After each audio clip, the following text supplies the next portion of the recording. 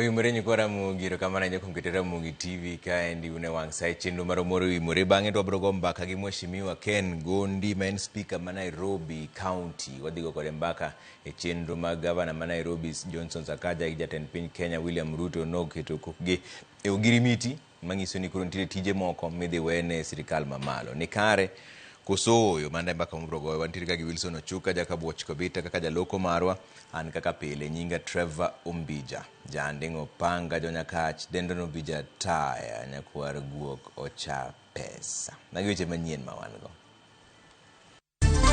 Kuna watu wanajaribu kumtishia huyu governor ati hand over Nairobi. Shelve this thing. Go through a proper process. There are legal mechanisms. There was a recommendation that the governor ought to have been prosecuted. He's being protected. Winjruok mar tich e kind sirikal mamalo kod ma Nairobi okwedi gi moko kuom jotelo ka otelnegi gi Senator Edwin Sifuna. Lazima hii maneno ya 10-point agenda ya compensation of victims of post-election violence lazima sisi kama ODM tushikilie. Jakom ODM Gladys Wanga omako chung' ni onge pogruok e duond burano ka oseyo jotelo maringo oko. Inyalo ng'ok kata inyalo winjo ka idwa ng'ok, inyalo bedo constipated, no major side effect. Dos 21,000 mar yedhe manyasani mag kedo gi kute mag ayaki osechopo e pacho ka kendo sirikal jiwo jopiny mondo chak tiyogo.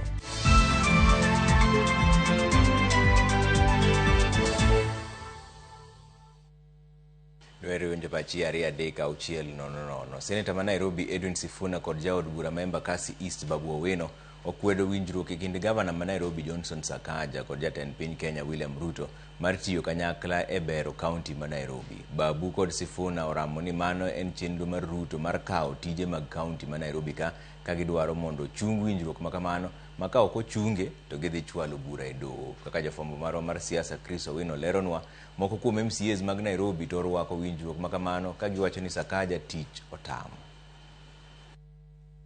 Kata karangi mar kalam mane otigo kod jatend piny William Ruto kaachiel kod governor ma Nairobi Johnson Sakaja eketo winjruok matiyo kanyakla pok otuo, jotelo mauke county ma Nairobi osemieno winjruok makamano kod chuodho.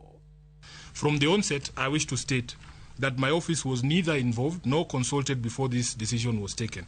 Indeed, the so-called cooperation agreement itself acknowledges that no public participation was conducted prior to the signing yesterday, a violation of the constitution that is too egregious to ignore. Etwak margi kod jofwamb weche e alwora mar od bura e bore Nairobi, Senator ma Nairobi Edwin Sifuna kod jaod bura ma Embakasi East Babu Owino oseo winjruok makamano magiwacho ni en chenro ma jatend piny William Ruto mar kawo tije mag county ma Nairobi ataro mar chik e yor apiny. The steering committee established to oversee the agreement is very national government heavy. Of the 12 members of the committee, a whopping 2/3 are appointees of the national government. From its structure, the governor will play subservient to the prime cabinet secretary, making Sakaja effectively the new deputy governor of the county of Nairobi. This to me is not cooperation but a takeover. Donge functions osebedo transferred, ndeche dongo dhite, weche mag pi dongo dhi, weche mag garbage collection dongo dhi, weche mag street lighting dongo dhi. Koro negi sainango. Kise kao 90%, 2/3 mar committee members mag jo national government. En gi function mane kanyo. Mawaziri ema koro semitijego. Yongene no kakoro gino sadhi. Kaluwore gi mano, Sifuna unyiso jatend piny William Ruto mondo chung winjruok makamano makata to biro dhi e doho kata od bura mar Senate mar wito oko winjruok makamano. If it is not possible for them to consider this request by the Senate of the people, we will use all available means, legal and otherwise, to be able to enforce adherence to the constitution. MCA Makele Leshwa Robert Alai kata kamano osiro winjruok no ka olero ni odhi konyo bero boma maduong' ma Nairobi bang' tich makamano tamo Governor Johnson Sakaja. Paro ni gima sirikal mamalo timo kata ma president otimo en ni kao role manyicho neno ka Nairobi gore piny. Nyocho onge garbage nok bed collected, nentie pi ne onge maber. Aparo ni ker otemo kabisa moneno ni Nairobi ne dogore piny, MCAs yuak koro onge tiende. Nairobi ni en marwate. Te ene kama ekoma jotend sirikal ma Kenya bete. To ene kama control Kenya economy mar Kenya te. Aparo ni gima kero timono ka koro deal no biro kelno e county assemblies nyaka wabi wang'iye nikech oversight nyaka timre, lakini aparo ni for a start en a good move. Kata odoko ni gisebedo ka gikawo chung' mopogore opogore e weche mag siasa, Alai Sifuna kod Babu Owino oloso kod duol achiel ni winjruok ma kamano en ranyisi tich mar tayo kaunti ma Nairobi otamo Governor Johnson Sakaja. Nyiso Nairobians ni tich otama, koro we okonya gi national government. To Nairobians kano chiew gokinyi no chiew ni mondo olos ndechegi.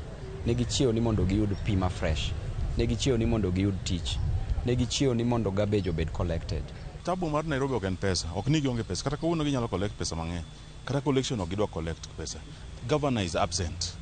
Governor nitie to onge. Onyalo tieko 3-4 months Riverside ok odonjo office. Lai kata kamano oseo Edwin Sifuna kuom rem keto Sakaja tesre e od bura mar Senate mar neno ni otiyo ne jodak ma Nairobi maber. E kinde ni matend county ma Nairobi geno yudo omenda maromo bilion 80 e bwo ndalo 14 mabiro kalure kod winjruok e kindi kod sirikal mamalo.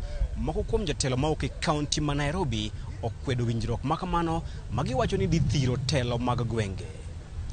Chris Owino, Ramogi TV, Parliament Buildings, Nairobi. Jatend piny Kenya William Ruto to dok ne winjruok mane gichwe kogno nyoro kod kindi gi tend county ma Nairobi kowacho ni boma ma Nairobi nyaka dongre makare. Pach Ruto osir kod gavana ma Nairobi Johnson Sakaja kaachiel kod jotend migepe Musalia Mudavadi. Efi Nyakidi nigi ler mar wachni. E kinde limbe mare e kadak Malakisama kotene kod jotend migepe mopogore opogore, jagoro e migao mar arita Raymond Omolo kaachiel kod gavana ma Nairobi Johnson Sakaja, jatend piny William Ruto odok ne winjruok manyogi chwe kogno nyoro kod tend county ma Nairobi. Ruto owacho ni nitie jogo mabuogo Sakaja kotenore kod winjruogno manien kod tich moromo kendo en ochiwo manasir. Kuna watu wanajaribu kumtishia huyu gavana ati amehandover Nairobi. Mimi nataka niwaambie bwana, hakuna Nairobi imekuwa handed over. Mimi niko na kazi ya kutosha ya kufanya ya national. Ile tumefanya ni ushirikiano tuweze kujenga city yetu. Itasimamiwa na county government, our MCA ndio watafanya hiyo kazi pamoja na gavana wao. Mimi kazi yangu ni kuwasaidia ndio tuhakikishe Nairobi inatembea. We have come together between the national government and the county government in the interest of the people of Nairobi. Umoja ni nguvu, utengano ni udhaifu. Paro makamano osirko joten migepe Musalia Mudavadi ni Nairobi nyakager ochopera ng'eny mamalo kaka bombe mamoko. Agenda yetu ni kushikana na president tubadilishe Nairobi.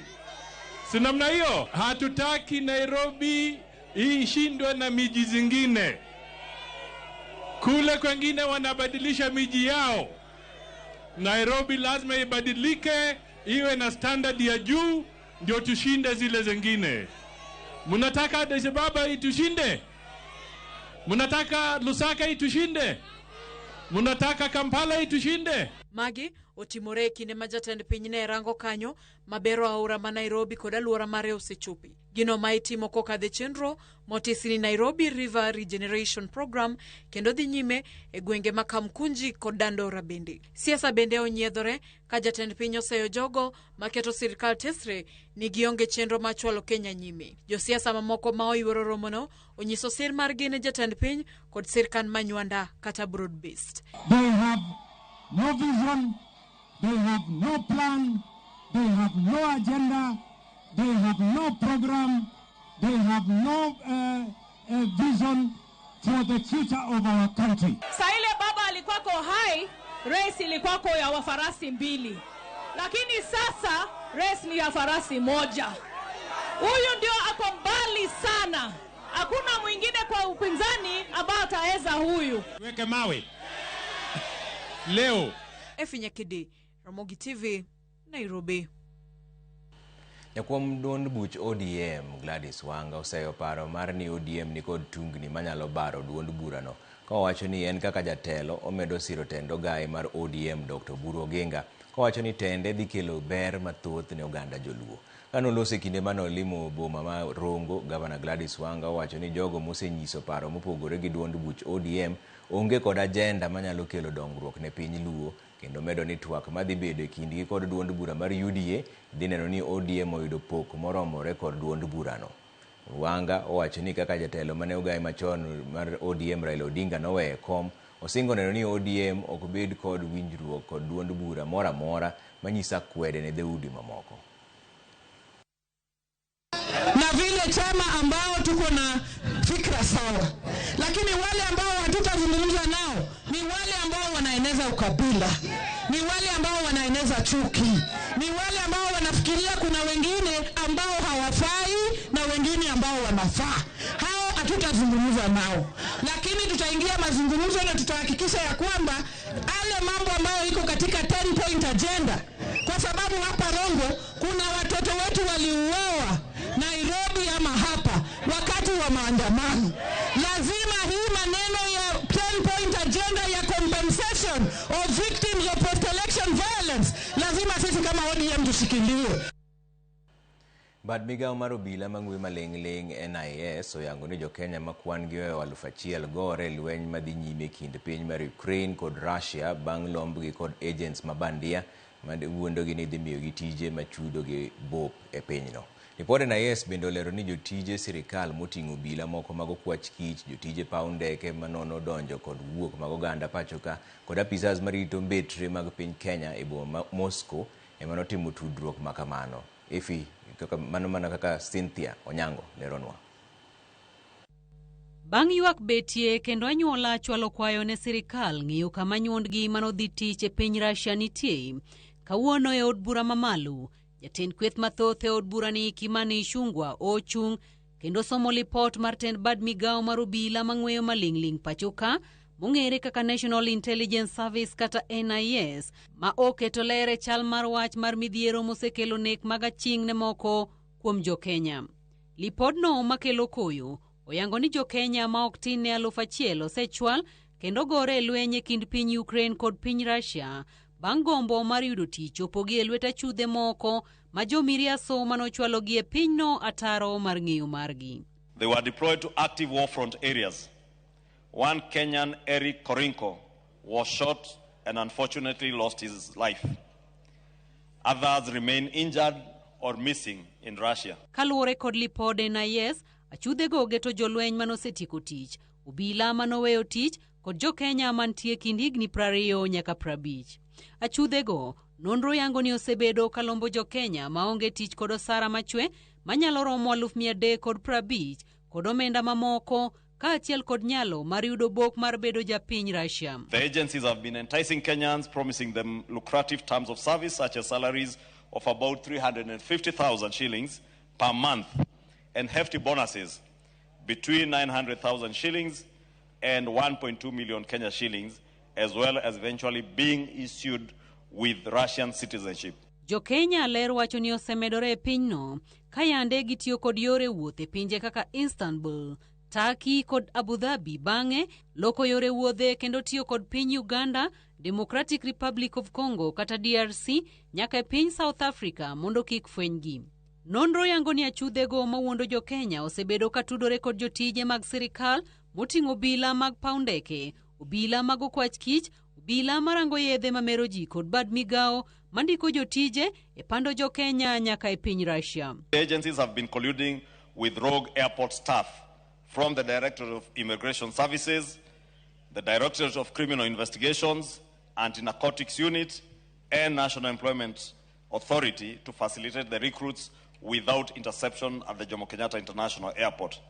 They have also been colluding with staff at the Russian Embassy in Nairobi and the Kenyan Embassy in Moscow. Betre mar piny Russia e pachoka kod betre mar pachoka e piny Russia mayudore e boma ma Moscow osebed ka itiyogo e chiwo bok ne jokenya ka kambi moro mong'ere kaka Global Face Human Resource Limited mayudore apaya ma Koinange Street e boma Nairobi ema osebed ka itiyogo e chwalo jokenya e piny Russia. Global Face Human Resources Limited, a private recruitment agency located along Koinange Street in Nairobi, owned by one Festus Arasa Omwamba, The agency has actively conducted recruitment drives in Kenya targeting skilled and semi-skilled youth for foreign employment as using the Kazi Maju initiative to present itself as a legitimate government-endorsed recruiter. Nyaka sani, Jo-Kenya 39 osechwal e osiptal, 30 oseduogo pachoka, 28 pod olal, 35 nitiere e kambi, 89 nitiere e paw lweny,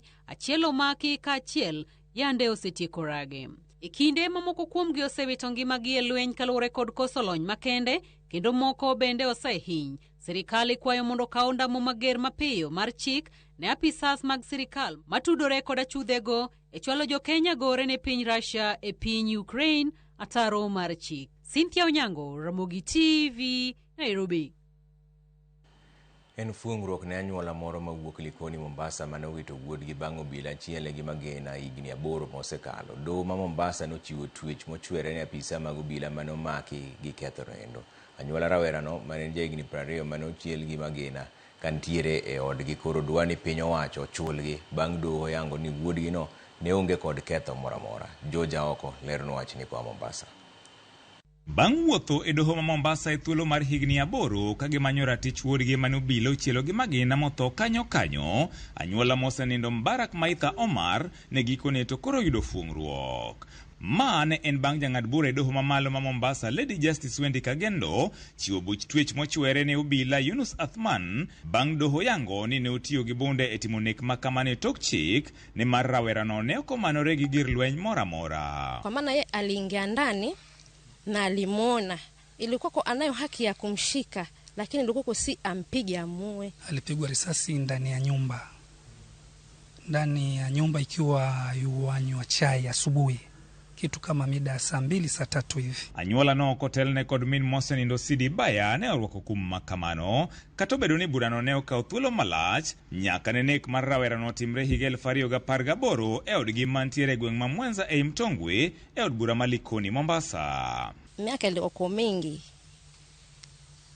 twaenda tukirudi, mara sikia hivi mpaka ilikuwa tunkata tamaa kusema tu ile ukweli, lakini sisi tukawa tunasema, mimi mwenyewe pia nikasema lakini kuna siku moja itakuja kusimama. Twashukuru kwanza sana hasa shirika la IPOA kwa sababu wao ndo walitupatia motisha sisi wa kuitafuta yake. Kuna wengi wamekataa kwenda mahakamani wakiona kwamba hakuna haki, lakini kesi imeonyesha kwamba tukifuatilia hizi kesi haki inaweza kupatikana. Nek makamano ikoni ne otimore kinde mane obila pedho achich moro mar njore kuma ne ochiele rawerano gi magina ka giparo ni en achich mane gimanyo kare mano ne ok en. Hiyo hukumu iliyotolewa tumeridhika nayo sana, familia nzima wameshukuru sana kwa sababu sasa ile haki tumeipata. Na hata marehemu pale alipo sahihi wajua kweli haki yangu imepatikana. Tunataka fidia toke kwa serikali kwa maana yule polisi ni serikali ndo alikuja pale ndani. Rais tayari alikuwa amesema wale waathiriwa wa maandamano ya 2024 na wale wote ambao waliathiriwa na police excesses ama extrajudicial killings waweze kuwa compensated. Kwa hivyo hii pia tunataka kuipeleka kwa Kenya National Human Rights Commission. George Aoko, Ramogi TV, Mombasa. Moko kuom jopiny orwako biro mar yath ma ichwoyo mageng'o landruok mar ayaki miluongo ni Lenacapavir. Kata kamano, gin kod to poni piny owacho biro rito wachgi mar kelo yadhno ma ok olewo. Judith Omondi notwak kod moko kuomgi makoni kawo yedhe mag andila magayo tuono ok osebedo mayot, kendo ma kidek bedo duoko maber e lweny mar kedo gi kute mag ayaki. Ndalo sudo, lwasi mar thieth bende lokore, kendo kaka ne en higni 20 ma okalo kaka en kawuono. Wago picha chien kendo watimo rameny mar tuo mar ayaki, lokruoge ma osebedo kendo kaka jogo man kod ayaki osebedo ka odak kod jogo ma onge go. Jal ma okwongo ma walimo, Moknyuka mane omiye kar thieth ne ochune gi yango ne jaode ni ne oyude kod ayaki kendo enie yath, ka gima ber jaode ne okoringo. Mane tek en ni dirego ne onge yath geng'o ayaki, gino mane kete kod jaode kamarach. So nilipoanzishwa matibabu nikapewa hizi unga ya uji, sababu kilo ilikuwa chini kidogo. Then nikaenda nyumbani. Kwenda nyumbani nikafika na hizo unga. Then akaniuliza, na hii unga wanapewa wale watu wana meza dawa, una meza dawa? Nikasema hapana. Nilipewa tu sababu nilikuwa mgonjwa, nilikuwa nakohoa. Then nikakaa nyumbani tena, nikarudi Nairobi, sikumuelezea. Then nikakaa tena, yeye pia akakuja baadaye. So nilimuelezea after miezi. After kuanza matibabu nilimwambia nimueleza kama ananiacha niwache. Nikamwambia mimi nilipatikana iko hivi na hivi. Lakini uzuri ya mama wana roho ya utu. Aliposikia hata kuchukua kwa ugumu. By that time alikuwa na prep. By that time nilikuwa tu kama wewe positive, naambia mesa dawa, kinga mke wako na mtumia mpira. Hiyo tu. Prep haikuwa, prep imekuja maybe hivi karibu. Wali mokar thieth machielo kendo ka mama ne oketore lela kendo bang' pim winjruok ne obedo magiyie tiyo kod yath mageng'o tuo ne jaode. Kata kamano dhi omo yath kod muonyo pod ne kelo pek. Akatoka negative nikatoka positive. Akaambiwa pia yeye ataanza kutumia hizo dawa za prep. Sasa nikimwambia aende hizo prep ananiambia ye ako sawa. Si mimi ni muende.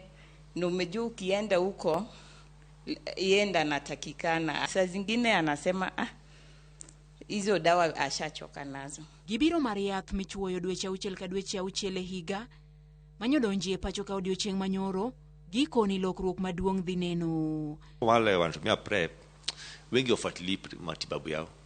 Tunapata unasaambiwa kuja kila mwezi ama after wengine hawaendangi. Mtu aenda once anapewa dawa akimaliza arudi.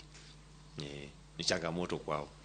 I'm a person living with HIV, yes, but boyfriend yangu anaweza kuwa ananipenda. But sasa hiyo kumeza dawa inamchosha. Unajua mimi I know the consequences. But mtu mwenye ako negative unajua anakupenda. Yeye ako hapo juu anakupenda. So kumeza hiyo dawa pia inampatia burden kidogo. Kata kamano pod gin kod to ewi yadhni ahinya to e weche midhiero ma onyalo kelo e del. Yude kinde duto magilimo kar thieth e kind mamoko. Sasa unajua ni ile kitu inakuja geni. Haujita react aje na mwili yako. Sasa si ati niko na uoga, sijui ta react aje na mwili yangu. But mimi kama ni ile kitu itaniweka nikuwe safe, niko sawa nayo. Yadhni idhi yudi e counties 15 e okang' ma okwongo kama oriwo counties duto makaluo nono maonge chudo ne jo Kenya te maonge ayaki to gombo geng'o yudo ayaki. Yath mosetim ni chenro ng'icho maber kendo en gima osetigo kuonde mamoko. En gima safe, onge gima onyalo timo mana minor side effects. Kochwe sindani nyalo winjo rem, kama ochwe ino kanyo nyalo ili matin, onyalo kuot matin, inyalo ng'ok kata inyalo winjo ka idwa ng'ok, inyalo bedo constipated, no major side effect. Migawo mar thieth kokalo kuom ute thieth mag piny owacho chako chiwe ayanga chak dwe mar 3 higani. Judith Omondi, Ramogi TV. Wadhi yumoro machuok tano kurse orote maru Trevor Kenya wani wan matek dhano guonyore mana gi pado to jotendwa to winjo maber jomomeo medo meo jodhier to medo dhier kuogi unemployment mag youths bende opong'. Maendi wuod Nyakobura Ochuka Derrick Ochieng' ka wuok Chemelil Guliago Village. Ramogi TV anamor gi jatend piny Kenya wan warwako tije kendo dhi mbele gi tich. Maendi idwani mosna dawa manyo kech giminwa Nyaroho kiwacho nyingi kanyo. Teva Nairobi duong' koro onge rach ka national government tiyo gi county government ma Jalang'o Otieno. Erokamano ahinya. Wang'iane moko mobiro kaendi bende mosewacho unwa 3-6-0 kaendi makamu wacho ni mosna excellency chair mar ODM Gladys Wanga mano mama ma military ng'ato ok nyal tugo kode. Ino machielo bende ka Collins Wood Obuon kata ker mar chokora Kenya mangima wamor kwaneno Ramogi TV ka wan Migori Suna kaendi wan kaka jo ODM wadwaro mana deputy president e winjruok mar ODM kod UDA kendo Wanga emwadwaro kaka DP mosna Jared Okelo MP Manyando. Wimore Trevor ka maendi kwanono siasa tek Nairobi kanyo manade ni asiro chenro mar President Ruto gi Sakaja mosna Super CS John Mbadi gi director Robli Ngoje Anokelo Alwatch Jakiranda.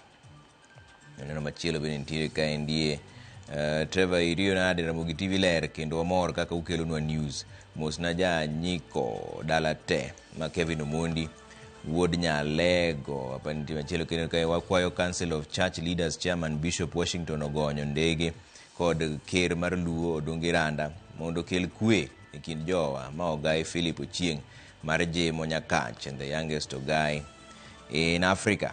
Machielo bende ke Trevor Wimore waneno Ramogi TV maler ka wan Nyakach Apoko kod retired Major Jecton Okombo Aduo mosna jaoda Madam Lorina Sewe ka en ng'iya an japuonj Charles Akuro. Bas waduogo bang' dakika matin, kik dhi mabor ahinya.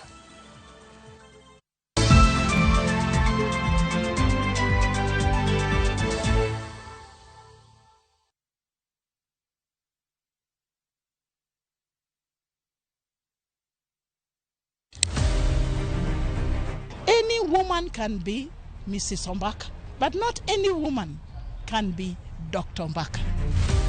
Gin mine ma bende osebero ngima magi ka bende gijiwo joma moko otim kamano. Wadwani mondo wajol joma mine, watieg joma mine mondo kwan joma mine mantie telo obed mang'eny. Gichiwore mar mako lwet jogo mawuok tokgi. Sa ochopo manyaka wan mon ok wanyal timo demonstration.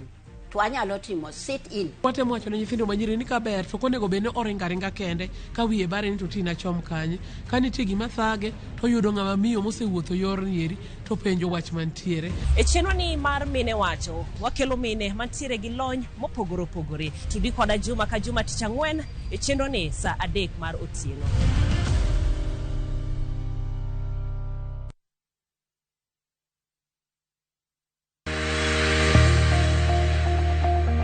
Jokanyanam, nitie lokruok e chenro magwa. Wami thuolo mar nuoyo chenro miero e juma mangima. Penj laktar, biro ni wuok tich nyaka tich abich, sa 12 odhiambo nyaka sa 1 odhiambo. To inuoyo tich ariyo nyaka tich ang'wen, chakre sa 5 otieno.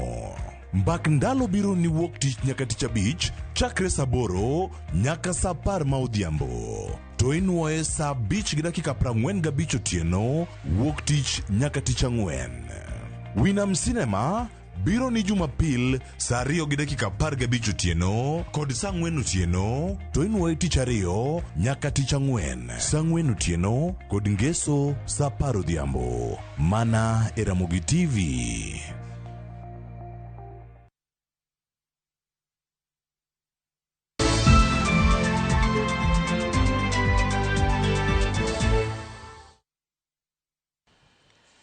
Sirkand County ma Homa Bay osidho tielo mar ariyo mar gero klese ne jopuonjre mag ECD chenro mong'ere kaka Ondoa Kaunda mane ochaki gi dwaro mar golo oko klese mag mabati kaka yor ting'o malo rang'eny mar somo e sikunde mag ECD. Jafwambo maro Alia Beach nigi ler. Mar Ondoa Kaunda ne sirkand County ma Homa Bay ochako mar golo oko klese mag mabati gi dwaro mamiyo jopuonjre mag ECD lwasi makare mar somo e sikunde manitie koro gwenge mopogore. Chenro no mabende time ward step 4 manitie county ni bende geto ting'o malo rang'eny mar somo e kind jopuonjre mag ECD. E tielo mar ariyo mar chenro makamano mane ochaki e skund primar Mosogo e ward ma Kwabwaye ka chud bura mandhiwa, gavana ma Homa Bay Gladys Wanga ne okoni e iko omenda ni gisewalo tenge milion 360 mar timo gedo mag klese mag ECD 360 ka e ward ka ward ibiro gere klese maromo 9. Wan Osogo ka wabiro chaka yanga chenro mar Ondoa Kaunda phase mar 2. Classrooms manoseger e higni 10 ne gin 23, higni 10 e county mangima. Ondoa Kaunda phase mokwongo manyicho watimo higa mokalo cha ne watimo classrooms 163 kendo kimedo gi classrooms mane wasegero through contractor model ne koro wachopo 243. Phase makoro wachako ni wadhi gero classrooms 9 e ward ka ward.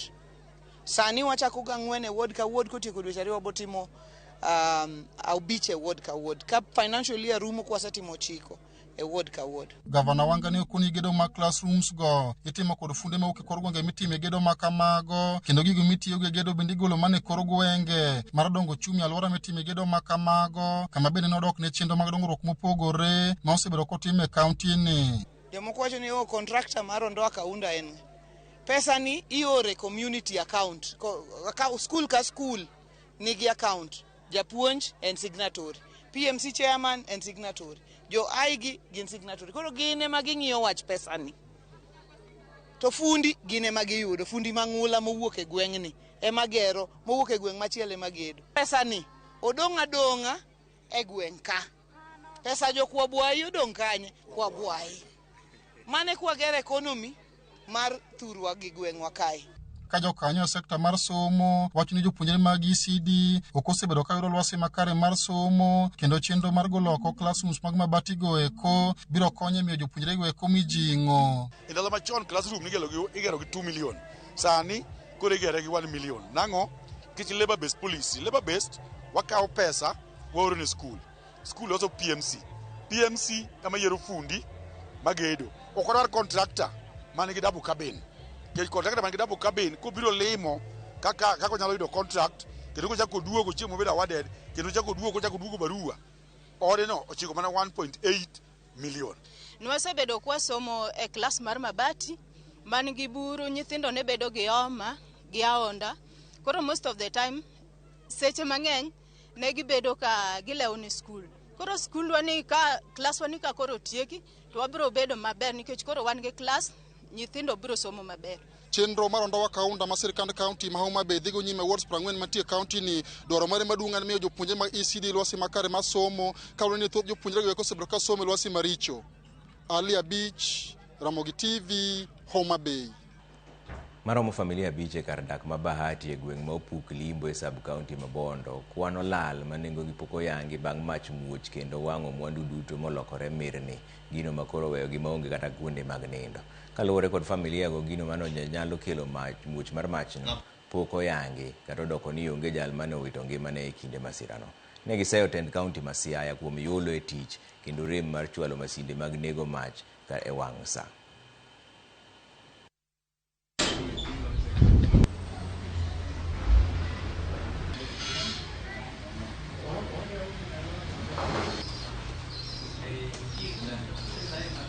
Kaya dot ok nanyal donjo kata mondo mi agol lawa ma nyalo rwako. Mano dano wangi gimoro amora. Nadong' mana gi law mar rwako. Makata gi sechegi kata sama wuoye ni an od jirani ema donje.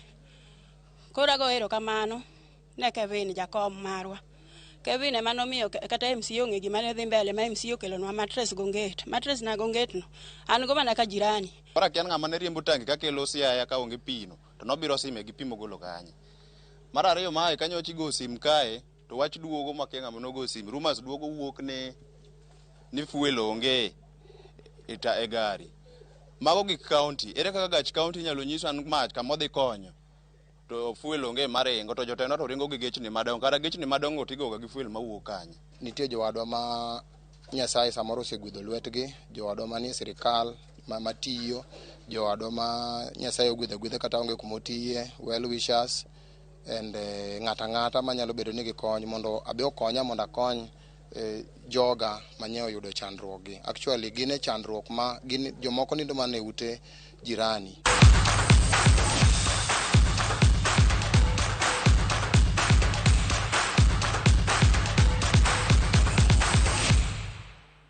Tim mar Harambee Starlets nodhi nyime gi ikruok ne tuke mag laro simbo mar Afrika korka jok mamine WAFCON madhi timore Morocco dwe manyien.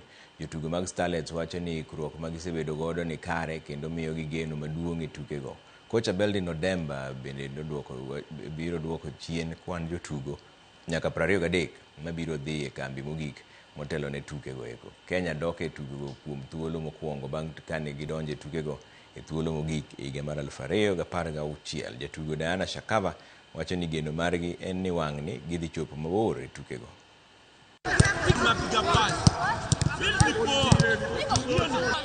Yes. 5. Yes, last one. 6. Up. Kampi imekuwa poa, wenye tuna interact, tuna get to know each other na pia learn from each other. I'm learning from the best coaches and the best players. So na anticipate kutoka hapa nikiwa better player na godoli nikiwa tukimekwa kikosi ya kwenda WAFCON. I'll thank God for that. Training imekuwa poa from mini camp hadi sai. Iko sawa, at least naona kuna improvement. Kuna vitu nimelearn more na nikikuwa better player. Experience imekuwa poa. Ni kujiamini tu. Ijakuwa rahisi, ni kujituma pia from huko chini hadi kufika hapa ijakuwa rahisi. Ni bidii tu. Moko kuom jotugo 12 madhi fuadho bendech Kenya tuke mag golf mag Magical Kenya Open machakore odiechieng' ma kiny tarik 19 kendo idhi tugi nyaka chieng' Jumapil tarik 22 dweni e alap mar tuke golf mag Karen Country Club onyiso geno margi mar yudo duoko maber e tukego madhi kelo kanyakla jotugo 144 mawuok e pinje mopogore opogore. Jotugo moting'o Greg Snow, Mutai Kabugi kod mamoko owacho ni giseyudo ikruok moromo madhi konyogi e laro thuolo maber e tukego.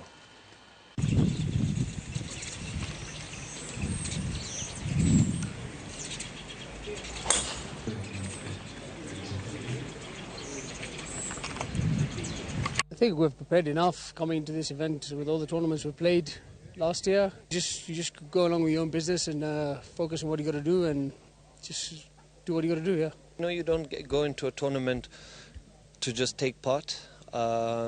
Obviously, we enter the tournament to win and to do our best. Kenyan pros have not had as many tournaments to prepare for Kenya Open, and we haven't been looked after, and we've been neglected for very many years. And only recently have we seen pros actually get tournaments and see the scores improve and get better.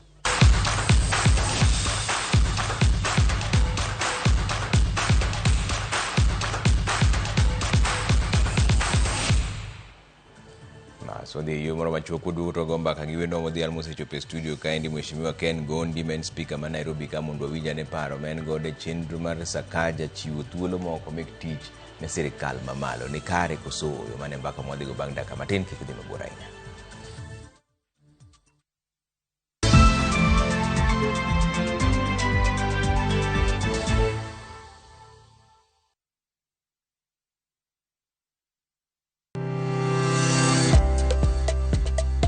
Chalo chiro, igo e nengo, ing'iewe to bende iloso e mwandu. Tich ang'wen ka tich ang'wen juma ka juma, are saa 4 mar okinyi nyaka saa 7 mar odiechieng'. Arwaki e paw ohala.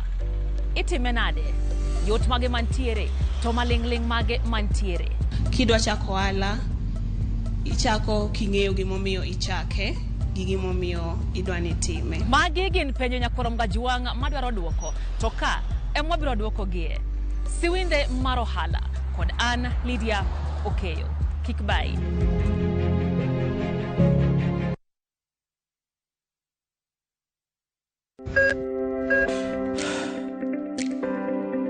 E chuny ogandawa, ngima mar del en mwandu maduong'ie moloyo. Mondo tekruok mar dende obed maber, ok gin ga gik matek. Gin gik miluongo ni lifestyle. Manyiso ga jotuo ni gigi ok gin gik minyiewo, gin gik mitimo. We bedo gi kiawa, kendo chak bedo gi ng'eyo. Nachako chemotherapy. Side effects nen, yier wi nyaka lwar, constipation, chandi seriously. Warwaki e penj laktar, ma en tudruok gi lakteche molony. Isami dhir jahocho cha, nyaka ibed ni iseng'eyo ni mae shida ma an godo to adwa kony. Chakre weche thieth kod chiemo mar mine mayach nyaka e weche thieth mag tuoche masiko. Wakelo od thieth e od dak. Tuo mar rheumatic heart disease ni landore sana e gwenge ma poverty ntiere. Riwri gi Ruth Otieno, wuok tich nyaka tich abich, saa 12 odhiambo.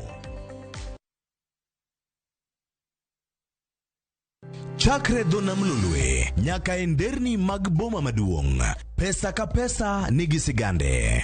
Kae en kar dak mar joloko ohala. Growth wa mostly bedo attributed to consistency and hard work. Kokalo kuom jo ohala manyiso rieko margi e ohala mopogore opogore. Ka gima nyaka ikwongo ing'i en location kamidwa kete dukano. Wapuonji timo ohala okang' kokang', kaka ilose, kaka ipidhe modongi, nyaka kaka irite mondo odagi. Siri mar business wane gimomiyo osebudho kabisa en ni itiye gadier. Kae kama timo gik moko gi kinda, romo gi rieko kod lek mabedo adiera. Watemo choko artifacts mag luo to watiyo kod gas decoration e ot ka. Ohala gi mwandu gi Cleophas Oluoch, tich ang'wen saa 1:45 otieno. Kik bai.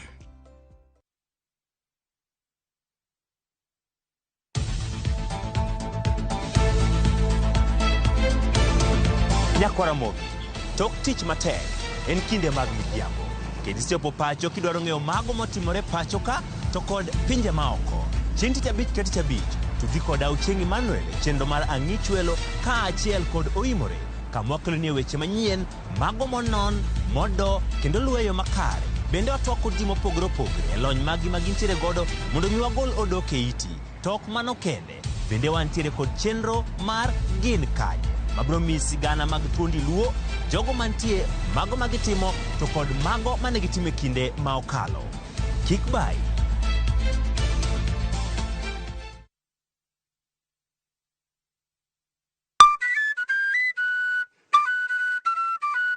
Nitie sigana e tok thum mora mora, kendo nitiere wuoth e tok jathum mora mora. Baba na uchako puonja thum 96. Waromo gi jothum mag piny luo matene koda mago manyasani. Jojuwini mano chaya sane bade. Machieng' moro yano wang' masonya ka wuoche dhoge molit. Ka wafwenyo chakruok gi, kaka ne ginyagore, koda kaka ne giloso kit ngimagi. Gospel music or trainer in a way that I'm able to sing in any kind of beat. Chakre gwenge nyaka kuonde thum madongo. Biuru kodwa sama walero sigand thum mar Uganda Luo. Ng'e jothumbewa gi Solomon Atito Kafaya, Tich Abich, saa 2 okinyi. Kik bai.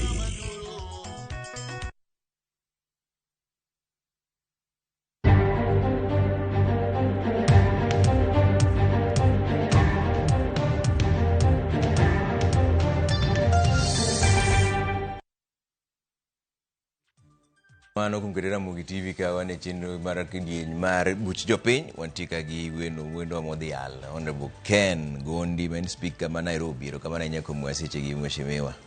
Wachaka negi chenro mar Sakaja chiwo thuolo mag tije moko komiyo jatend piny Kenya. En gima ni kare koso oyo in kinene kaka speaker. En kare nikech en wach mantiere e pend chik mar Kenya. King'iyo pend chik 189 oyie ni mondo ji obed gi winjruok mar telo mag gwenge to gi telo mar piny. Ya koro chik oyie. To jomoko wacho ni mano nyiso ni Sakaja yulo e tich. Tich otame emomiyo koro yie ni koro odwane mondo konye. Mano to en wach manyalo wuok kuom josiasa. Ing'e ni josiasa madwaro nyaka ng'iyo ma onyalo wacho godo gik ma ok ni kare mondo yud godo yo ma en bende onyalo mayo godo ng'ato kom. Lakini kapok ng'ato o reason kamano to nyaka kuongo ng'e ni to katiba mar Kenya o provide ang'o e governance mar structure of governance. Katiba mar Kenya ochiwo thuolo machalo nade. Joma nondiko chikegi nong'eyo ni nitiere rem kaluwore gi yuto mar sirkal mapiny. Ni samoro mit ka yuto gi ok nyal romo manyalo miyo gitim gik madwaro ni mondo otim kaka sirkal. Be umbe no kawe pachu e wach ni kane pok otimore kusumbu winja ka kori lande. Ing'e ni nitiere gimoro ma dhano nyaka ng'e.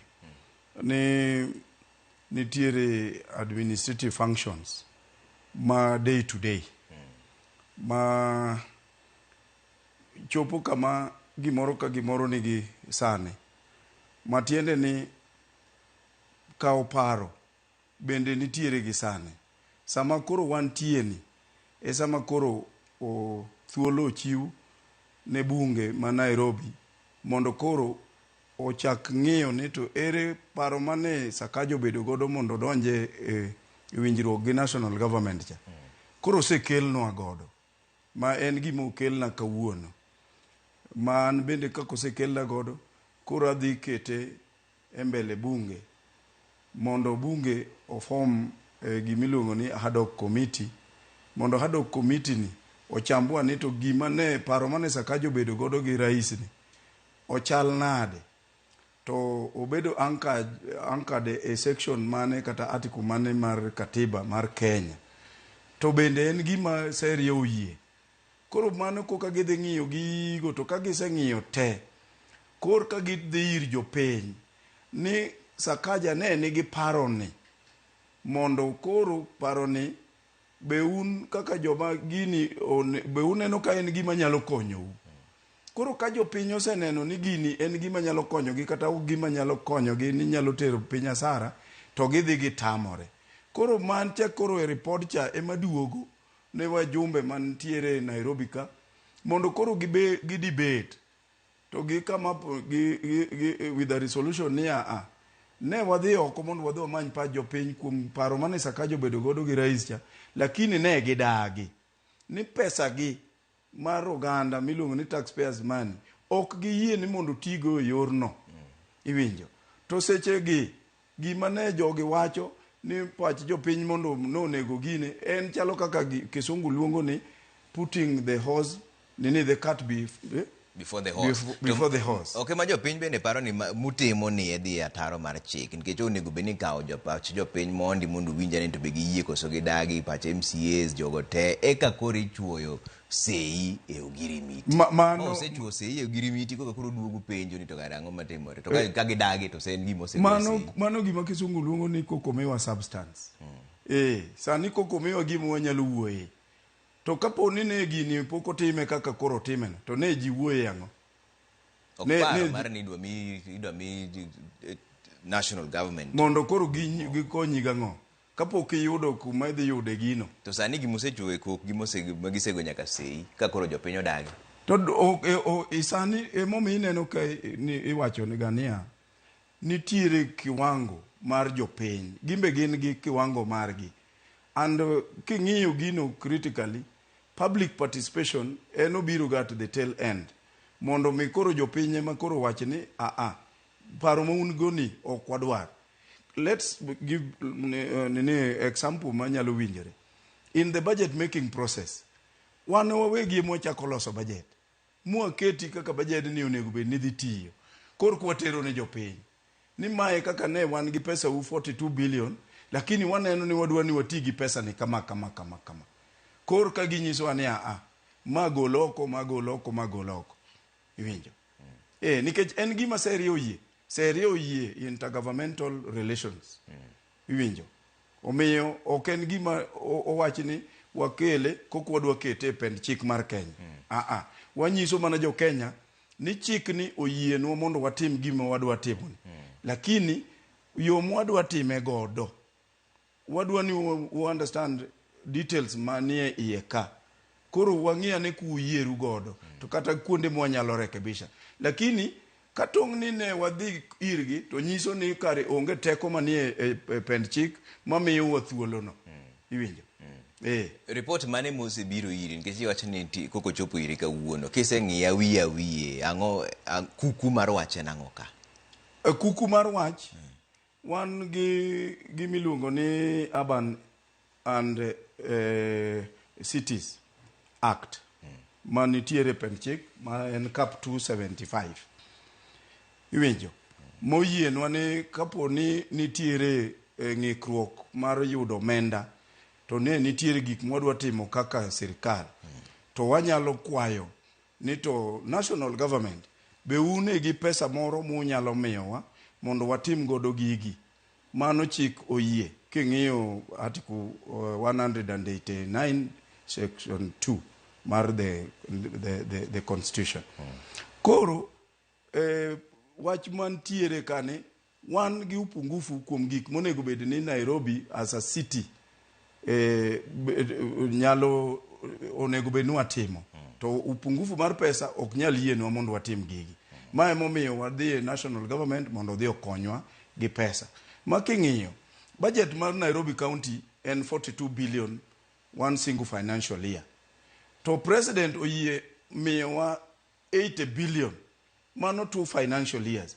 To 80 billion modwa miyowa ni dhi mana e yore kata kidienje 3-4 ma en infrastructure, mondo walos godo nderni obede to the city standard. Lighting the city, mondo wabed gi security makare capital city. Kaeto kendo issue mar garbage. Ing'eyo ni garbage bedo generated a city ka mang'eny zaidi. And it is a service delivery sector. It does not attract any form of revenue income. Iwinjo. Tiende ni wayudo pesa to waketo mondo wa collect godo garbage kendo water gi kuma idhi pukgie. Lakini onge ohala moro amora mwayudo kuom choko garbage ma ji o generate in the city. Iwinjo. Wan gi health sector miyudo no osiptende wa mine kodhi nyuol to nyuol gi siling 20. To kidhi mata to ka timni CS tinyuol kata gi 300,000. To osiptende wa to en 20 shillings mane pesa chulo godo book timi nyaka yedhe. Tiende ni wa pump pesa service delivery sectors does not generate any form of income. Mano gima jo Nairobi onego understand. Sani capital projects king'iyo budget marwa is less than 10 billion Kenya shilling. Less than 10 billion Kenya shilling.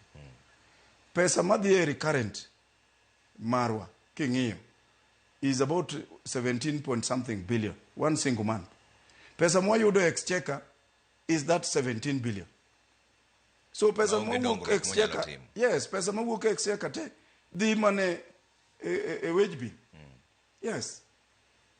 So pesa marwa mar own source revenue mwayudo is about 13 billion or 13.5 billion. To king'iyo pesa madhi service delivery section ma ok generate anything is way above pesa marwa mar own source revenue.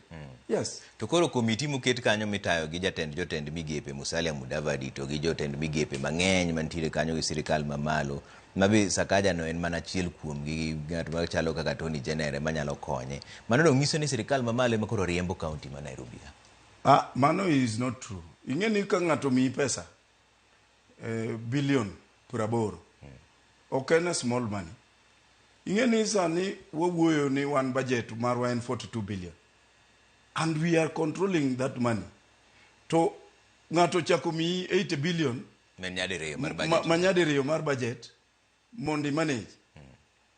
Kata ka en bank ni dhi secure facility e bank mar loan donge nitiere gi guarantor to kendo nyaka be en gi conditions mage. Omiyo ji kik ng'e management mar pesa ni. Ji ong'e ni to pesa ni dhi tiyo ang'o e county ma Nairobi. To mano be gima ji paro ni koro pesa ni udwa timo nade ka koro osedonjo to dhi time nade ang'o malich mudhi kete. Wasenyisi maler ni one wadwa medo the volume mar pi mabiro e taps magwa Nairobi ka. Iwinjo wan gi northern tunnel corridor manyien monego bed ni pi cubic liters marwa mabiro Nairobi mabedo injected Nairobi sani dhi malo mondo mi rationing mitimo mar pi wa reduce from 3 to maybe once in a week emwanyalo kose pi. Aya garbage wadwa ni mondo wabed gi clean city. Iwinjo mano bende wadhi come up gi gimiluongo ni waste to energy mondo wa transform waste into energy mondo wa usu energy ne jo Kenya Power kata jo Kengen. Mano bende nitiere kanyo. Mar ariyo wan gi health sector wadwaro ni mondo wa elevate our level 3 hospitals to level 4 and level 4 to level 5. Iwinjo mago gik ma wan go gi mpango mar pesa mano bedo advance mar 80 billion. Yes, so gik ma very clear. Dakne time gini chon ang'o mesani makore time seche makoro ji ochomo kuma ji dhi e yiero. Yiero pod ni mabor sana. Yiero pod ni mabor. Ji wacho ni maendi timo. Actually we are halfway the administration mantiere. Ere kaka and I think it's a narrow thinking ni gini is political. En political nade to pesa to kel mondo okonyi in iwuon kata in ndara merengegi. Ka ngiyudo ni ndara ni olose in the next 6 months. Ere kaka koro gino bedo tied to mambo ya elections. Ngechi wacho ni dwanu ne ibero city mondo mi yieru mar ariyo. Ji wacho ni governor nitiere kaka mbi mare dok chien. But ka koro result obedo realized. Ere shida. Ka pesa ni ukete into proper use motiyo. Kaeto Sakaja run for his re-election. Komuno nyaka bedo occupy. It doesn't matter ni koro Sakaja bedo re-elected based on pesa mowuok e national government to konyo Nairobi. One consumers mag services mag Nairobi wate. Iwinjo. Report to sama Nairobi bedo gi ng'ikruok. Donge jite feel the heat. Report mokeli ni en mar thuolo marom nade? En mar higni adi? Igni 24 months. En gimo chwere. 24 months. Mano higni ariyo kende. Yes. Emomiyo ji wacho ni majo. To higni ariyo iwinjo wan gi tam mar ngamo yer kaka governor ma en 5-year term. But waonge gi term limit mar county government as a government. En continuity. En gima dhi mbele. Omiyo kata kuwa wan wayudo NMS. Wadhi gi NMS wayudo kane contract mar NMS no nego beni rumo ne lapse 6 months into office. We had to proceed with it. Yes. Udhirieyo chike nang'o mondo mi kata gope nikech NMS miwacho no noweyo gope ma dabal e county ka ma jomoko pok ochul nyaka kan wuono seche mowuoyo ni. Yes. Chenro manyien ma koro udhi keto ni udhirie nang'o gi chik mondo mi jopiny kik donjre ma giyudre kama tek kaka mar NMS cha. Ingeni gima nitiere ni NMS yo manegi manage godo administrative duties functions mane nitiere o en puonj maduong' saidi mana kaka iwacho ni wan bende kik wadonje trap machalo kamano. Mae mamiyo koro wang'eyo ni president ose make a pronouncement commitment ni odhi advance wa 80 billion Kenya shilling within a period of this kochakore sani. Ene thuolo marom nade? Higni ariyo gi kose en billion 80 diriyo higa ka higa koso itime nade? Mano mago koro nitiere details. Mano koro nitiere details. But nitiere gik madhi chakore immediately. Like kaka waste to energy dhi chakore dwe mar ang'wen. Yeah, wa contract a company from Ghana madhi timo waste to energy. Actually en gima is already tested in Ghana and ober kabisa wasetimo feasibility study wasetero jomoko modhio odhi oneno kaka gino tiyo but marwa to koro dhi bede malo matin kidogo kaluwore gi kuonde mwaseneno bugni ma bende mantie kocha. Mama en gimuse amua ni udhi Ghana. Yes, Ghana way. To the in single sourcing. Uyera ngama time moko. No. En gima nyicha no sebedo nini processed. No se gete line PPP. Yes. Okay. Yes. Mane mo gichako go mokuongo. To billion 80 ni pok ung'e ni odhi biro ndalo marom nade. Mano to koro dhi bede details. Sama koro gisekelo gine they have already communicated the engagement between the county government and national government mano sebiro but koro gima dhi bedo ni gidhi kelo no details. Yes. Iwacho wach maber ni pesa ema osebedo ka chando county ma Nairobi ka. En pesa ma onge kosen telo marach. Ok en telo marach. Ana sebedo telo ni chakre mwaka 2007. Kenda sebedo iye ok ni asebedo oko. Budget mar Nairobi ok nyal sustain the needs ma Nairobi dwaro as a city. Budget ma Nairobi mo wan godo mar 42 billion asenyisi ni 17.6 billion one single month the wage bill mar chulo jotich. Iwinjo from 42 billion wadong gi pesa di. Mokwongo jotich gi ntiere gi teko sentie moko manyawawa kaka ni wacho. Jotich nitiere wasetimo headcount. Jotich nitiere. One sani wan gi jotich over 19,000. Yes. Yeah. Many permanent and pensionable. Permanent and pensionable. Okay. Yeah. Skoro ka koro 17.6 ose the wage bill. Aya, koro wadong gi pesa di from 42 billion. Around 30 something, 29 gimoro kan.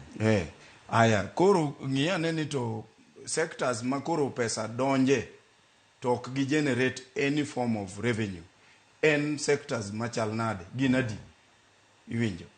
Day to day operations ma chuno ni nyaka tuati gi pesa. En pesa di kendo. Kae to koro pesa modong bende nyalo support development agenda. It is not possible. Samane Sakaja donji office. Sakaja no yudo kane wan gi pending bill mar 103 billion Kenya shilling.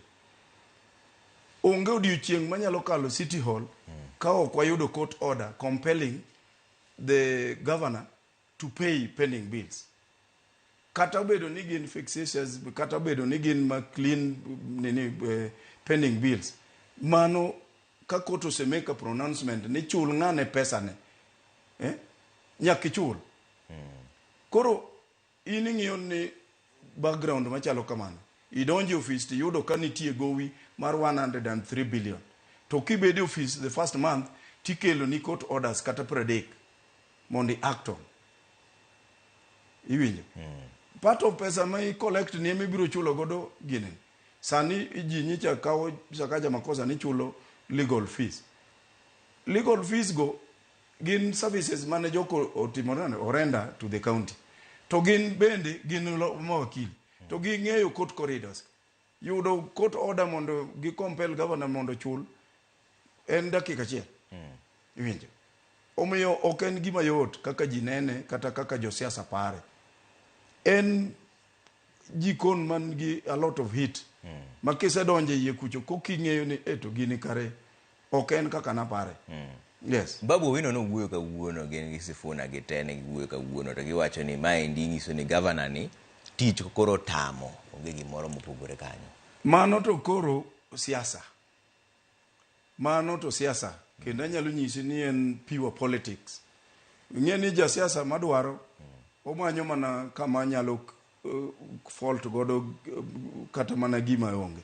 To bende jo siasa ung'eyo ga ni biro promise kata gima ok onyal timo. Ja siasa nyalo nyisi kata ni in 100 days osetiekore gi wach garbage in Nairobi. To ng'e maler ni garbage bedo generated after every 10 minutes. Garbage ni e dustbin. To ng'ato nyisi ni kabiro ni kadonja bedo governor to 100 days asetiekore gi wach garbage. Itiekore gi wach garbage mabedo generated every day. Aje. Mauni ma okune kanyalore. 100 days idwa timo nang'o? Ok kata mar garbage no. Babu Owino koro koni ma endi en bebe jomoko bende nja wacho ni MCAs nigi paro mar golo governor. Be ntie report ilano mose. An kaka speaker onge odiochieng' masebedo kata ni ayudo gimiluongo ni notice of impeachment.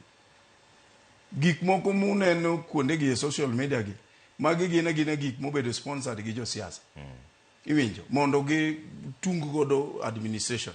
But an kaka speaker ok anyal confirm ni ka ni nitiere chieng' moro makata any member osewacho ni an gi gimiluongo ni notice of motion mar impeachment mar governor.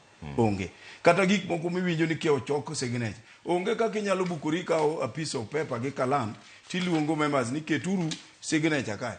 Ma ok obedo nini certified gi office of the speaker. It is not possible. Nitiere format mar impeachment to bende nitiere grounds migolo godo governor office. Ok inyal bukori ni chiew gokinyi tiwacho ni governor ni tich otame grounds gin magi. Kiwinjo kaka jopiny wuoyo pod gin gi Sakaja koso gisewuok. Ing'e ni an kaka speaker an ok adonje weche mag siasa mag jopiny. Onge wargano an gimo kel manie bunge miwuoye cha mane kama wach ne ochope to be kama wach ne ogike. Wach moro ni kiana dhi winjo ni jopiny wacha ang'o kuom Sakaja mano to koro opogore gi tij speaker. Ini sibede pap ka endi wado nyaka keli wach mar siasa be matin. Wach mar ODM ni neno ang'o matimore ODM ka. King'iye matuti ni wuon. ODM en chama mane nigi gik ma kisungu wacho ni nigi ideologies mage. To gi kaka ne obedo oketi ni kako onego wuothi. To ipenja maber. Chieng' mane baba biro mane koro ikelo body mare to ne jo nugona simu ku upenja ni to anyalo wacho ang'o e tho mar baba. Mano seche go kuko yudo kako ka body ni nitiere e airport. To nyanyisou ni baba ne en jalweny motho e battlefield. Mano ema miyo qualify to be a martyr. Manyisou ni an awuon kama baba no chope makoro Nyasaye okawo ngimane. Iwinjo? Aonge gi case. Iwinjo? Baba onindo kaka jalweny motho e battlefield. Kama owinjore kode. Iwinjo?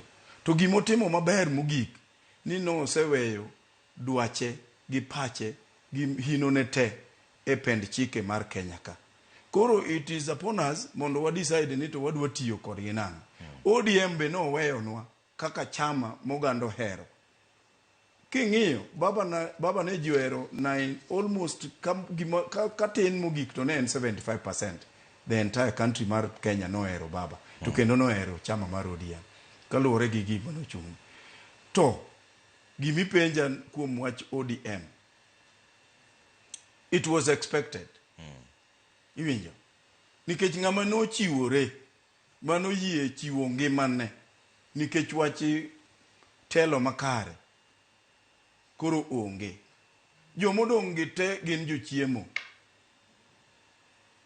Mano nyalo nyisi ka okaluor. Jomodong' te. Magi koro gin jochiemo. Iwinjo? Gimanyo space, gik manyicha babo chung'ne gi teka. Sani, ng'ama yiedhi e jela. Nikech gima nyicha ne baba gore ne onge. Tema ne kidwa mako ji sani. Kadi yud kaka dhano pondo.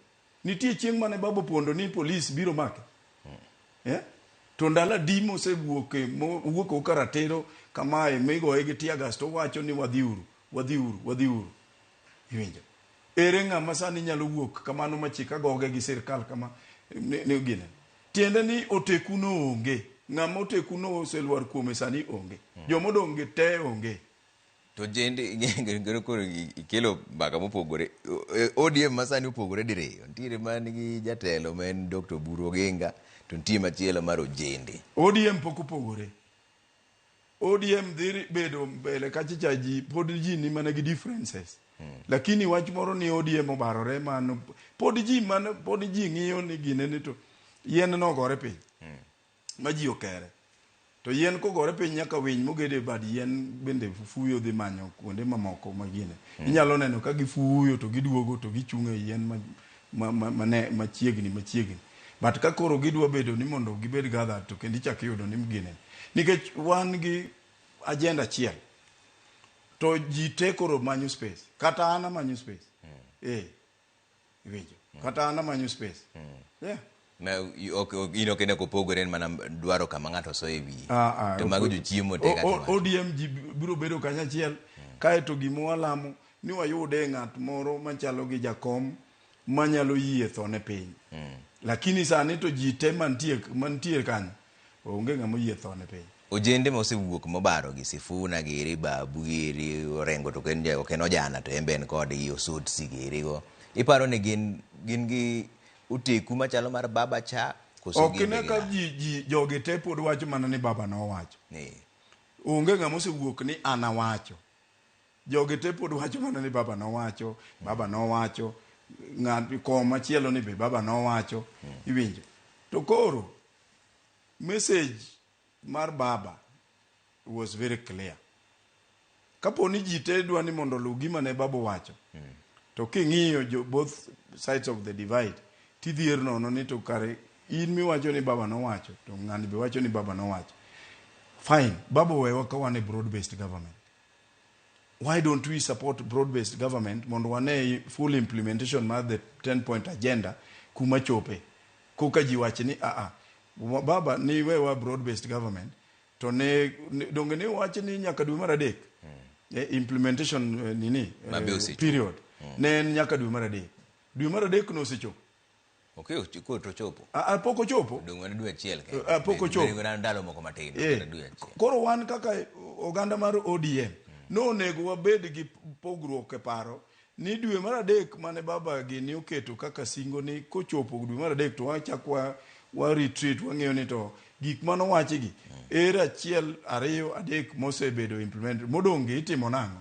Can we extend the period kata watim nango iwinjo kech wane wayiere te ni wane broad based ma bende Sifuna mano o draft gino donge baba no wacho no ni Sifuna mano draft to sani koro kapogruok osebedo ma ji koro jomoko wacho ni gin gionge broad based jomoko ni broad based koro ere ng'ama luwo gima baba no wacho. To seche ma gitimore te to jopiny ni kanye to donge miwacho ni when the two balls fight to ilume mainyare ok jopiny ma koro interest margi obedo suspended.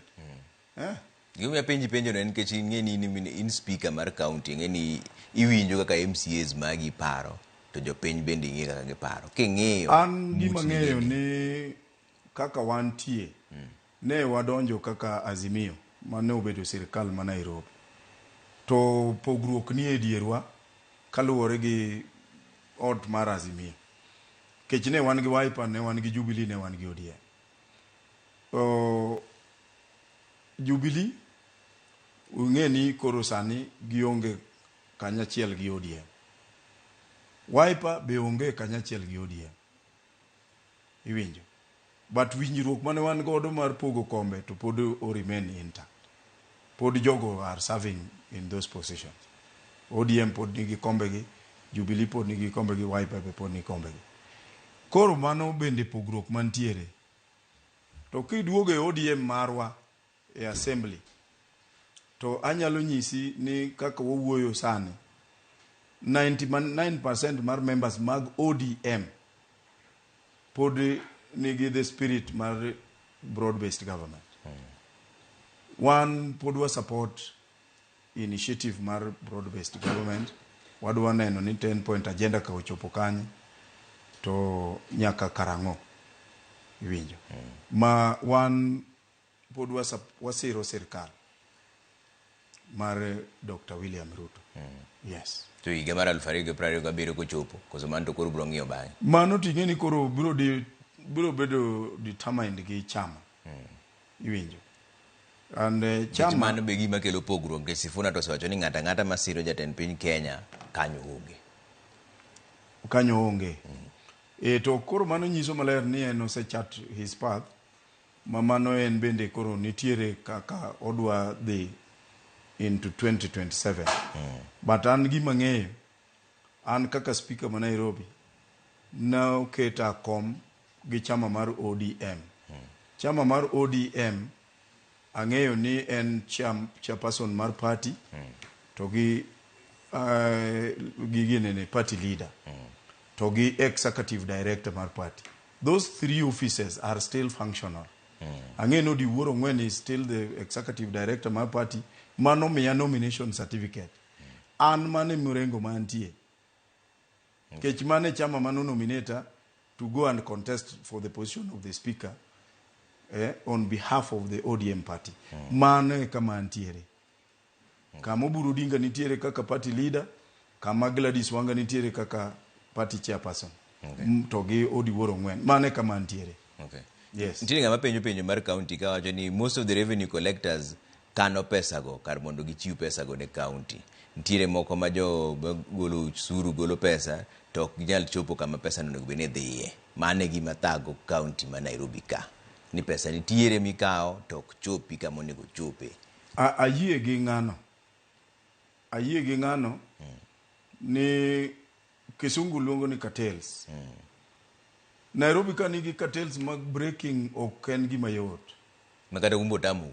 En gima tek ma ng'ata mabiro. Nairobi ka ema nyaka jaywecho nigi information ma they are very mean to share. Ingeni ka idonjo kaka koro wawach ni Sakaja nodonjo kaka governor. The only way minyalo catch up godo very fast mondo itim gik madwarore mondo itim kaka governor. Nyaka yud support base kochakore piny. Kuom ng'at matinie mogik, messenger to gi jaywecho cha, make joma nyalo support the system. To joka emar very mean gi information. To joka bende mo corrupt the system ma in okinyal infiltrate. It is not easy mondo govern Nairobi. Anasebedo ka chakre 2007 as a councillor, as a speaker, as a deputy speaker, as a chairman of health committee for 5 years. Ang'eyo gik madhi mbele ka. Gik madhi mbele ka kata jotelo madongo. Gin joma tindo ka kiwinjo bwana no raise concern ni pesa ok chopi kamiluongo ni CRF account. County Revenue Funds account. It is true. Ne nitiere nyaka joma lipisa parking chakre 5:30 in the morning. To gin staff mag county. Staff mag county chako donjo saa 2 kata saa 1:30. Nitie jomose biro gokinyi, mose pak geche, mose ndikne fake receipts. Iwinjo. Magin giselonyo lewni ka chopo saa 2, giselonyo lewni official mag kapak attendance ka. Giselonyo magisedhe. To ne gijuogo jopiny. Gisejuogo jopiny. Iwinjo. To joma to onego enforce gigi be chako yuro ka kendo chako donje e trap no. Iwinjo. Koro in ka in office ku kaka governor, in idhier na nento yawo revenue mar mar parking anything na. Aya, nitie nyithindwa miluongo ni kapak attendance moko mineno nyithindo ma street te gintie. Weka hapa. An kaka speaker chieng' moro adwa keto gari ginene town kanyo on Saturday. To achopo Chester House kanyo. To kadhi keto gari ni to vijana moko biro to nyisa ni we buda. Hapa ni reserved. Easy parking tatu ni reserved. Tapenjo gini to obedo reserved nenga. Ni mae wano miwa kaka apenjo gini umiu ginga. Uchulo en dakondike obed marked kaka loading zone koso en man nikech ang'e ni parking mobedo reserved gin loading zones. Hapa sasa sisi ndio unatulipa.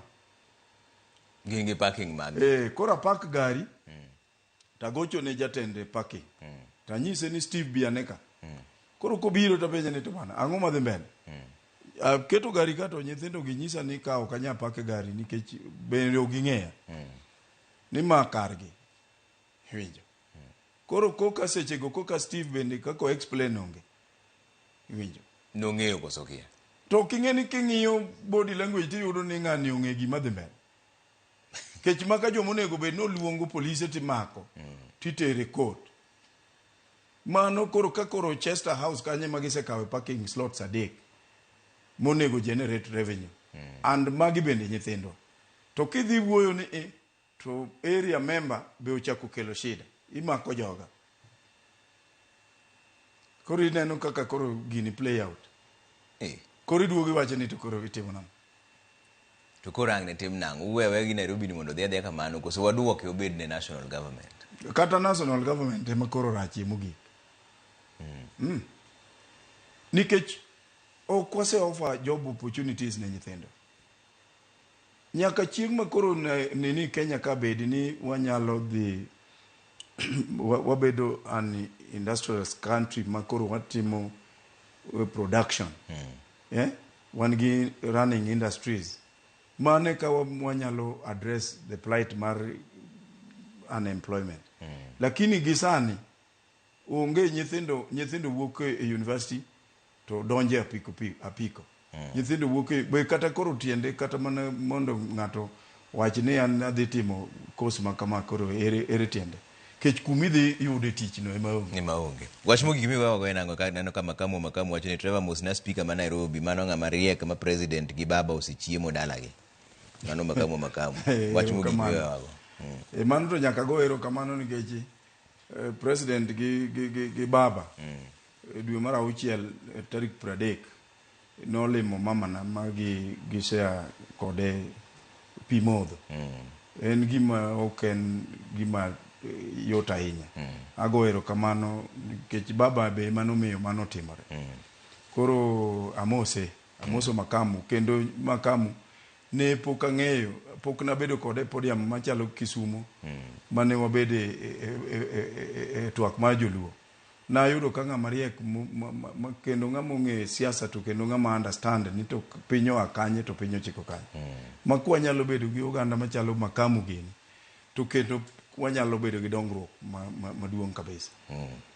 Wach mogik miwago. Wach mogik maweugo en ni kik wa politicize development.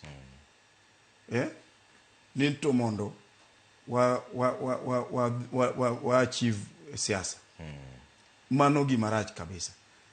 To kendo nyako opog ni to sama ng'ato ja siasa to gikose yieri iwe bedo ja siasa kori bedo leader, kori provide leadership. Mago ki separate gik mokarego ko kinyalo bedo ng'ama kare kendo kinyalo li. Koro gime iluongo ni corporation dhano ng'enia nitiere article 187 ma koro iluongo ni inyalo gine godo functions, inyalo chiwo godo functions mamoko ne sirikal machielo. Ji opogo ni article 187 gi article 182 article 189 articles ariyo gi opogore. To kine ka koro josiasa gi okawo 187 ma fit their interest ema giringo godo ni sakajo chiwo ang'owa functions ma county. To giweyo article 189 mane watiyo godo section 2 ni iwinjo mar corporation giweyo ma ok gidwelewo be ok gimul iwinjo. To kata mana ginene the nini urban and city act section mar katiba mano be ok gidwa donje. Yes, mano be ok gidwa donje. Koro waweuru politicize development mar kaka Uganda kendo kaka Nairobi. Wakuongo ng'i development kaeto siasa wariti nyaka 2027. Lakini sani to wang'i ni to Sakaja nyalo timo nwang'o gi 80 billion mokelni mondo koko wageje godo ni hao no mi 80 billion to kwane result. To sani ka koro ji ochako bukore ni Sakaja ogine nikech ok onyal. Waonge gi resources manyalo sustain development agenda mar city. Anyalo nyisi sani obija ni gima nitie. Budget mar national government mar 4 trillion emonego bed budget mar Nairobi, not 42 billion. 4 trillion ote. Mane my budget mar Nairobi. Mano koka development nyalo bedo felt in the city. Erokamano mheshimiwa. Mane kama weche moro mar bujo piny mano mheshimiwa Ken Gondi men speaker ma Nairobi County ka. Mano kama walore chenro wantiere ka gi Wilson Ochuka jaka Bwoch Kobita kaka jaloko marwa. An kaka pile nyinga Trevor Ombija. Jandingo panga jonyakach dendo nombija taya nyakuar guoko cha pesa. Ng'en maber choka. Erokamano mheshimiwa.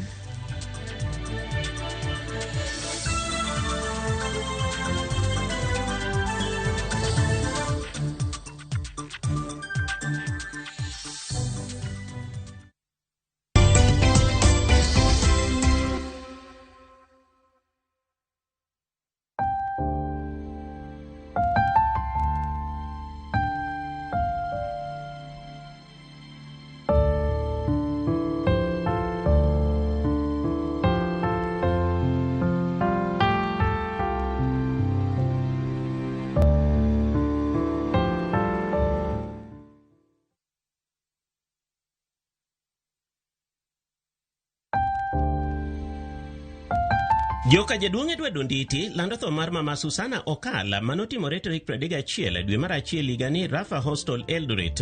En nyar mosenindo jaduong' Robert Rajoro kod mama Doris